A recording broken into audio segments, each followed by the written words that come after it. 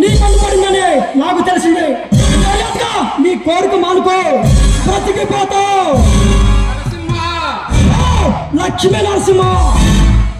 అలాగే లక్ష్మీ నరసింహ, నీకు ఎంత వాటా కావాలో చెప్పు. దేవుడు సొమ్మునే కాజేయాలనే దుర్మార్గుడు కాదురా నేను.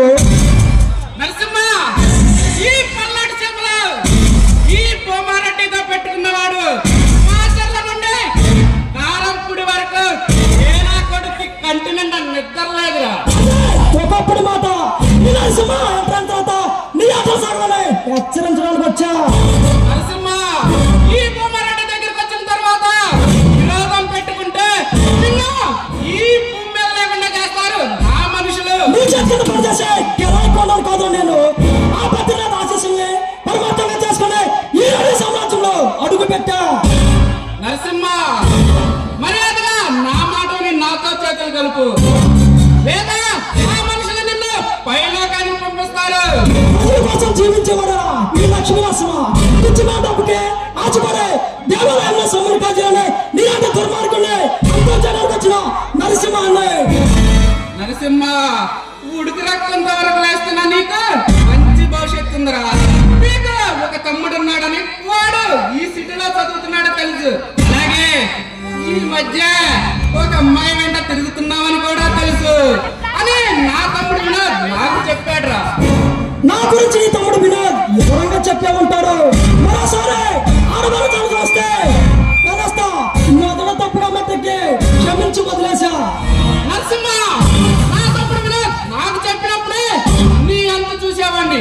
కానీ ఏదో ఒక టైంలో నాకు కనపడతావు, నీకు వార్నింగ్ ఇచ్చి వచ్చి వదిలేద్దామనుకున్నా. కానీ సరైన టైంలో నువ్వే మృత్యువుని వెతుక్కుంటూ నా దగ్గరికి వచ్చావురా. మృత్యు సైతం సలాం చేసిన గులాం అవుతుందిరా. మిమ్మల్ని ఇక్కడ అర్థంగా ఈ మనసులోకి బలిస్తా. నరసింహ, నా గురించి పూర్తిగా తెలుసుకోవన్నా ప్రగల్భాలు పలుకుతున్నావు. ఈ రాష్ట్ర రాజకీయ నాయకులకి ఈ బొమ్మారెడ్డి పేరు చెబితే అడాల్, అలాంటిదే నన్ను చంపుతానని శబ్దం చేస్తుంటే జాలేస్తుందిరా. నన్ను చూసి జాలి పడాల్సినంత కలేజాలను కాదురా ఈ నరసింహ. నిన్ను ఈ ఆస్తులపై ఎంక్వైరీ చేయించి ఆ ఎన్కమ్ ట్యాక్స్ వాళ్ళకి చెక్కకుండా దాక్కో.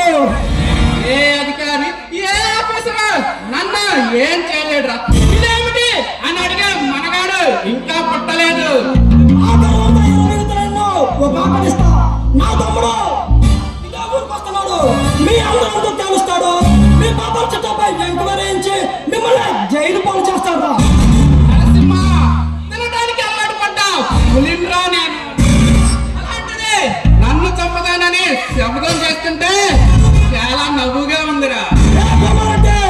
మరోసారి వస్తా, ఎంత తేలుస్తా. నరసింహ, నువ్వు నాతో పట్టుకున్న తర్వాత నువ్వు చంపకుండా నేను వదిలిపెట్టను రా. చూసే వరకు వదిలిపెట్టను.